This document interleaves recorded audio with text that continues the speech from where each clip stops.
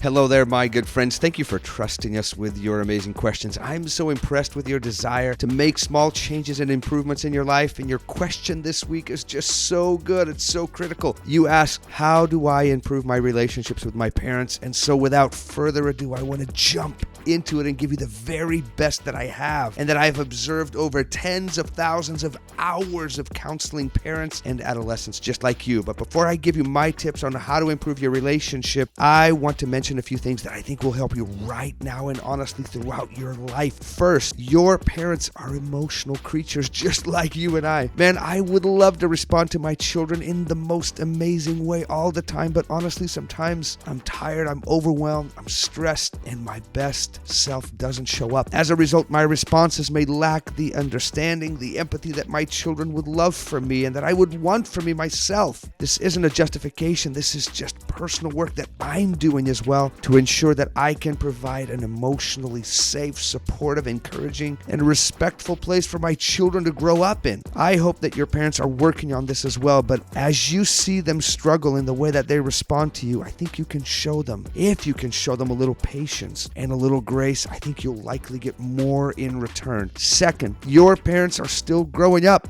Just like you and I. Learning, growing, and maturing is a lifelong process. Parents don't have it all figured out. In fact, sometimes we're quite lost. Our past, our families, the hurt, the trauma that we've been through can sometimes cloud our vision. And as a result, we react out of fear. We become controlling or sometimes appear to be more focused on what you're doing wrong instead of what you're doing right. And your sincere efforts to just be successful and happy and joyous. As you interact, negotiate, and discuss things with your parents, go about it with this knowledge and understanding in mind. I believe you'll approach things in a more peaceful way and that you'll get superior results and outcomes. Third, recognize that what parents want and what you want is actually not that different, although the way we go about it might be quite different. Let me give you a quick example. Parents, for example, are usually more focused on making sure you're safe, responsibility, open communication, long-term choices and consequences, and time with family. Adolescents, on the other hand, are often more focused on having fun, freedom in doing what they want to do, the desire to have more privacy, what they want to do now, and time with friends. When you hear this list, you can see why sometimes parents and teens have some friction and arguments, but here's the truth. There's nothing wrong with what your parents want. And to be honest, there's nothing wrong with what you want. I want safety, and I absolutely want fun. I know that I need to be responsible and accountable, but man, I love my freedom. I know that it's wise to be open in my communication with the people I love, but I also enjoy my privacy. I think you get the idea. My hope is that as you understand what your parents want, you'll be able to communicate with them better, with more understanding. And if you're willing to do a little work doing the things that they're asking for, man, I believe you'll end up getting more freedom to do what you want. Now, you know that there are no guarantees in life, so work this plan with patience, humility, and in a respectful way, and I think that you will dramatically improve the chances of getting more of what you want.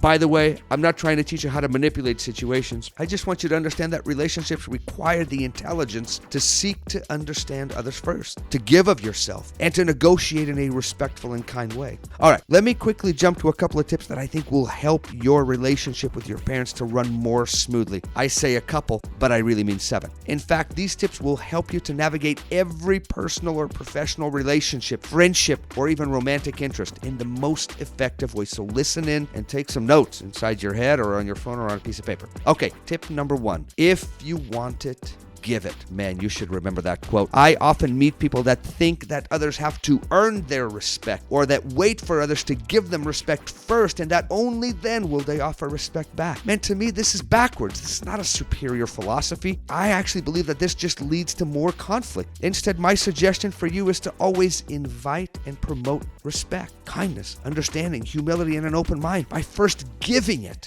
This is pretty much the golden rule, right? I mean, treat others in the way you wish to be treated instead of what I call is the bronze rule, which is treat others in the way that they're treating you. So if you're waiting for a relationship with your parents, or if you're wanting a relationship that is easier, more fun, lighter, more cheerful, happier, bring that to the relationship and that will increase the chances that you'll get it back. Let's get her done, people.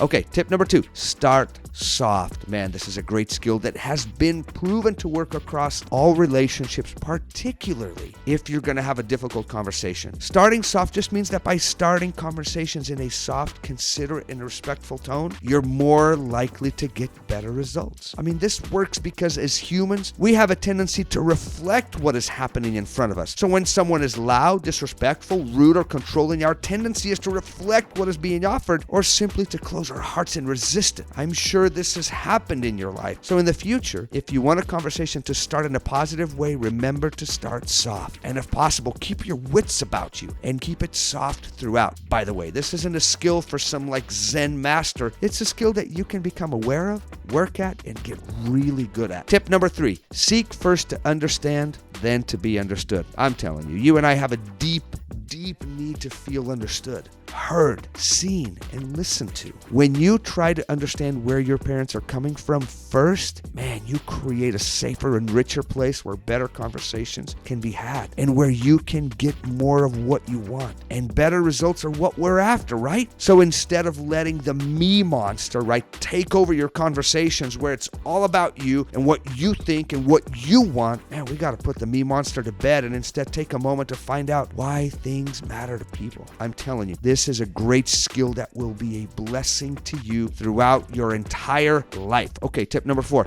use your magic words liberally. Do you know what the magic words are? I'm sure you do, but just in case you don't, the magic words are please, thank you, and I've kind of added, I'm sorry. People, hear me out. I'm telling you, some things are just foundational in your relationships. And practicing using please, thank you, and I'm sorry more often in your conversations with your parents is a great way to proactively keeping your relationships with them awesome. This skill also works with your teachers, with your friends, with your adults, and everyone else. When we use these words with people, it keeps their defensiveness and resistance low. I believe that it softens people's hearts and allows relationships to grow in a lighter and fun way. These words are all about being considerate and respectful. Use these things liberally. That means all the time. Tip number 5, spend some quality time with parents. Remember that this is one of the things that they desire and want, so give it to them. Whether it's helping with a project, or playing a game, or helping with chores, or going to an event, or watching a show together, or having breakfast, lunch, or dinner, or going to work out with them, or supporting your siblings. Honestly, there are millions of ways. I'm telling you, give a little bit of yourself and your time to them, and you'll make your life so much easier. I know you want to do things that are interesting to you and that you love and prefer, and you will do those things. But if you use some of your awesome balancing skills and give a little here and a little there, I believe you're going to get a lot back. Tip number 6, be a great repairer. Look, you and I know that things won't be perfect all the time, right? That you're going to disagree, argue, become upset, or feel misunderstood, or even treated unjustly by your parents. When these moments happen, our hearts feel heavy, our heads are overwhelmed and angry, and our home situation feels tense. Be the kind of person that is willing to wave the white flag and make peace. Man, this single skill of learning to repair a relationship when they became strained or hurt is essential. It's essential. Be the first one to own your part. Be the first one to apologize. Be the first one to forgive you. It starts with you. And isn't that awesome that it starts with you? Why not be the one that takes the wiser and higher road? Is there a better option? No. Be stellar. Promote and invite good in your relationships and with the people you're around. My goodness, I guarantee that you will thank me later for being that kind of person that is willing to step up to the plate and get to work repairing things when they're hurting. By the way, I realize that sometimes we may need to create some space in relationships that are abusive, but as a general rule, learn to be a peacemaker. And when others apologize to you, be quick to forgive instead of holding on to your bitterness, pettiness, and grudges